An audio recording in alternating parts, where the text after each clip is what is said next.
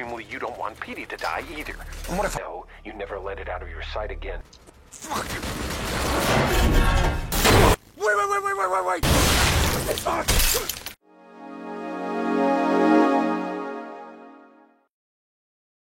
Selamat siang semuanya, apa kabar hari ini? Sehat? Kembali lagi di channel Duk Cinema. Kali ini kita akan menceritakan film tentang kisah dua saudara kembar, Hal dan Bill, yang menemukan mainan monyet tua di loteng rumah mereka. Mainan tersebut ternyata terkutuk dan mendatangkan kematian misterius setiap kali berbunyi.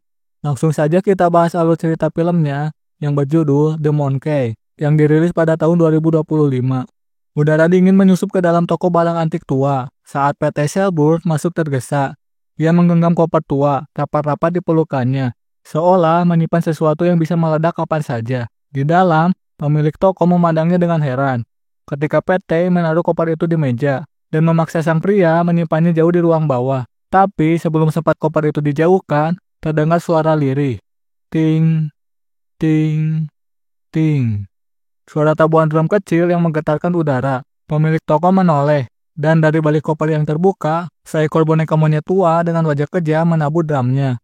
Dalam hitungan detik, harpun besar terlepas dari dinding dan menancap tepat di dada pemilik toko. Darah muncrat, dan monyet itu berhenti menabuh, tersenyum. Secret horror onto his kids. My name is Hal Shelburne. Di rumah keluarga Shelburne, dua anak kembar, Hal dan Bill, tengah bermain di loteng. Ketika mereka menemukan koper tua yang ditinggalkan ayah mereka, boneka monyet itu tampak antik, matanya menonjol, bulunya kusam, dan simbal kecil di tangannya sudah karatan.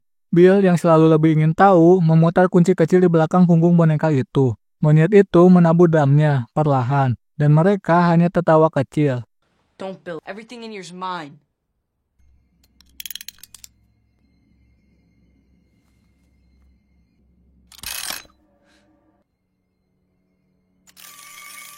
Anyway. Tapi malam itu, saat mereka makan malam bersama pengasuh mereka Annie di restoran hibachi, tragedi terjadi. Saat koki itu melemparkan potongan besi panas ke atas panggangan, sebuah ledakan terjadi secara tak terduga, memicu serpihan besi tajam menembus leher Annie hingga terpenggal. Kedua anak itu menjerit dalam kekacauan.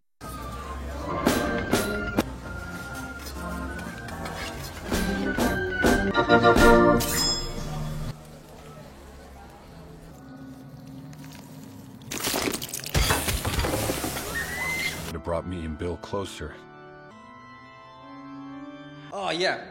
Sejak saat itu, Hal mulai curiga ada yang salah dengan boneka tersebut. Tapi Bill, yang tampak seperti dirasuki rasa kepemilikan terhadap monyet itu, bermain lagi dengan kuncinya. Ibu mereka, Louise, yang sedang menyiapkan makan malam, mendadak terjatuh di dapur. Darah keluar dari hidung dan telinganya, dan dia meregang nyawa dalam pelukan Hal. Sementara Bill berdiri mematung di ambang pintu. Adegan itu sunyi, hanya derak jam tua yang berdetak di latar belakang. PT, sang ayah, tidak pernah kembali. Anak-anak itu menjadi yatim piatu dalam semalam.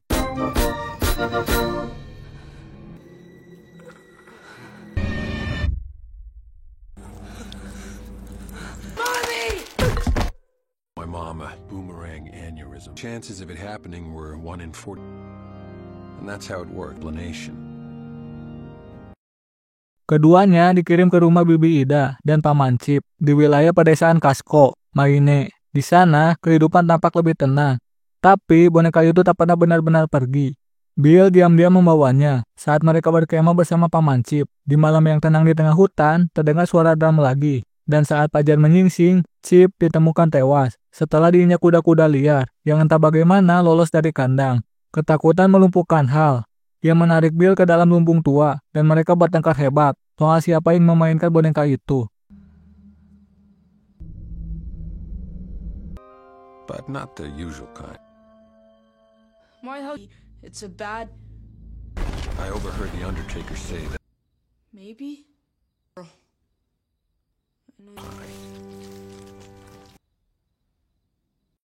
Akhirnya, dengan sisa keberanian yang dimilikinya, Hal membawa boneka itu ke sumur tua di belakang rumah, bersama Bill yang berlinang air mata. Mereka menjatuhkan boneka itu ke dalam sumur gelap, menimpanya dengan batu demi batu, hingga suara gemericing kecil lenyap. Di dasar sumur dan di tengah kegelapan, mata boneka itu menyala merah sebelum padam. Mereka pikir semuanya telah berakhir. Tapi sesuatu yang jauh lebih menyeramkan sedang menunggu di masa depan. 25 tahun berlalu. Hal Shelburne kini menjadi pria dewasa, yang hidup dalam bayang-bayang masa kecilnya. Rambutnya mulai memutih, dan wajahnya selalu cemas. Seolah tak pernah bisa benar-benar tidur. Ia tinggal sendiri, jauh dari adiknya Bill dan anak semata wayangnya Pete, yang kini beranjak dewasa. Hal mencoba menjalani hidup normal, bekerja sebagai teknisi listrik di kota kecil, menghindari kontak sosial, dan mencoret-coret clipping surat kabar tentang kematian misterius yang terjadi di sekitar kota. Ia tak yakin dengan apa yang dicarinya, sampai satu kematian memicu segalanya kembali. Hey,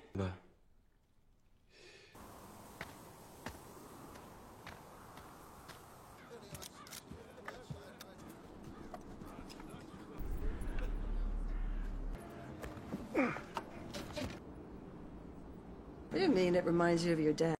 Kabar duka datang. Bibi Ida ditemukan meninggal di rumahnya. Tubuhnya terjerat kabel pemanas yang meledak tiba-tiba. Wajahnya terbakar. Jari-jarinya mencengkram ubin seperti hendak melarikan diri.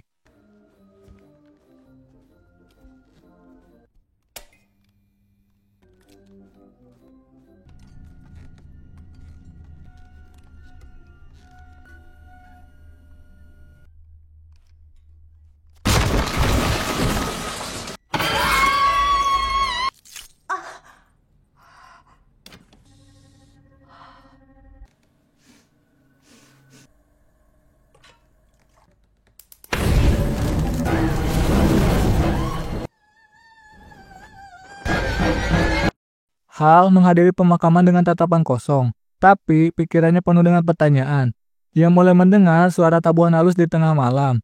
Dalam tidurnya, ia melihat mata boneka monyet menatapnya dari dalam sumur. Ia bangkit, dengan peluh dingin membasahi tubuh. Di luar rumah, seekor burung mati tergantung di kabel listrik. Ia tahu sesuatu telah kembali. Di sisi lain, Bill menjalani hidup dengan cara yang sangat berbeda. Ia pindah dari satu kota ke kota lain, menyembunyikan identitas, dan diam-diam mencari keberadaan boneka itu.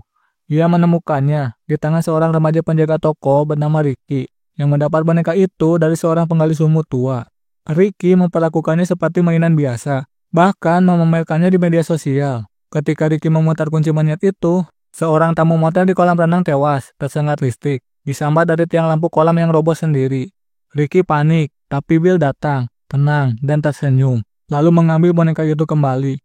Permainan dimulai lagi. the next of kin. Technically, you're the next of kin. Also, you're weak. What do you want, Bill? Why don't you bring Petey along? Let him see you being say to each other. Bro, Petey to die either. And what if I find it? Again, so no one turns the key. Huh, Bill?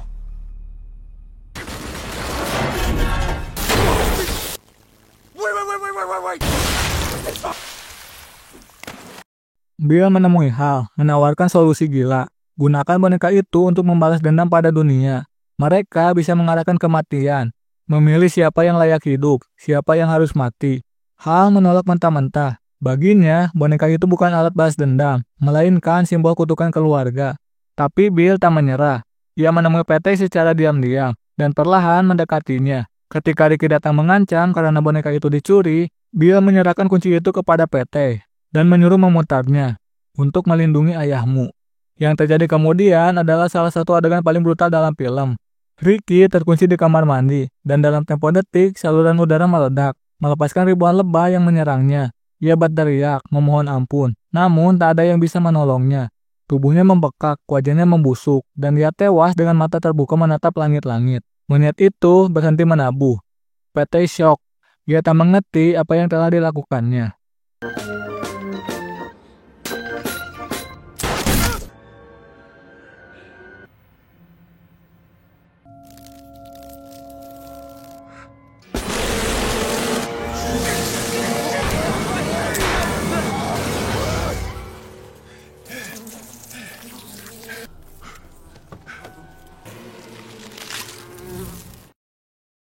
Sejak saat itu, kematian datang bertubi-tubi.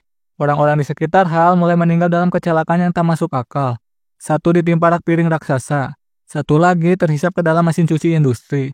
Hal mulai menyadari bahwa monyet itu tidak hanya membunuh orang jahat, ia membunuh siapa saja saat kuncinya diputar. Ketika ia mencoba membakarnya, boneka itu tidak terbakar, dibuang ke laut kembali ke kamar tidur. Bahkan saat mereka mencacahnya di mesin penghancur, keesokan harinya boneka itu utuh kembali. Duduk di meja makan dengan tatapan menyeringai. Kutukan itu telah kembali dan kini lebih kuat dari sebelumnya. How we doing that? Watch out!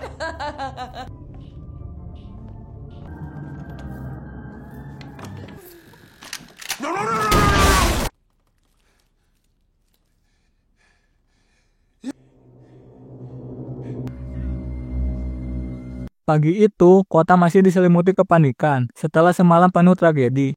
Ambulan lalu lalang, polisi kewalahan, dan warga mulai menghubungkan kejadian-kejadian aneh itu dengan dua pria kembar yang kabarnya terlihat di berbagai lokasi bencana. Hal duduk di lantai ruang tamu rumah ibunya yang dulu. Tangannya berlumuran darah, bukan dari luka sendiri, melainkan dari mayat seorang pria tak dikenal yang tewas tersengat kawat jemuran listrik. Di seberangnya, Bill berdiri sambil memeluk boneka monyet itu, erat-erat, seperti seorang ayah yang tak ingin melepaskan anaknya. Hening, kecuali suara cicit tikus dari loteng, dan ting, ting, ting. What did I do wrong?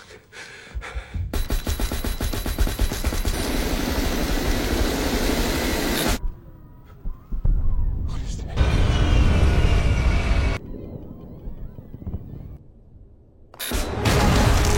God!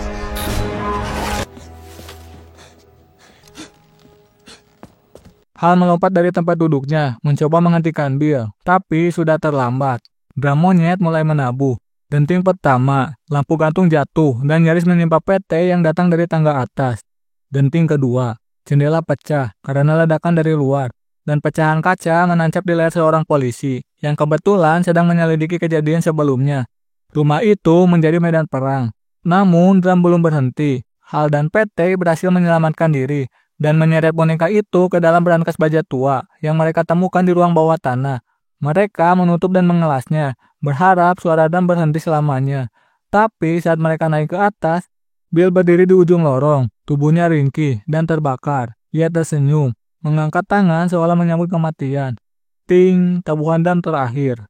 Dari arah luar rumah, sebuah bola bowling yang tersimpan di rak tinggi terjatuh dan menghantam kepala Bill dengan kecepatan tak terduga. Tengkoraknya remuk seketika, ia mati berdiri.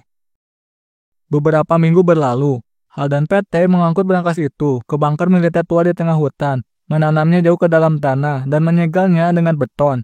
Tak ada kata-kata, hanya saling tatap yang penuh pemahaman bahwa kutukan itu belum mati, hanya dikurung. Dalam perjalanan pulang, mereka dihentikan oleh seorang penunggang kuda putih pucat, diam, bermantel panjang, wajahnya pucat seperti batu. Hal menatapnya lama, lalu mengangguk. Penunggang itu mengangguk balik dan lenyap dalam kabut. Simbol kematian datang hanya untuk menyapa. Hey, I just got an idea. Comes from your grandma. Dancing? Yeah.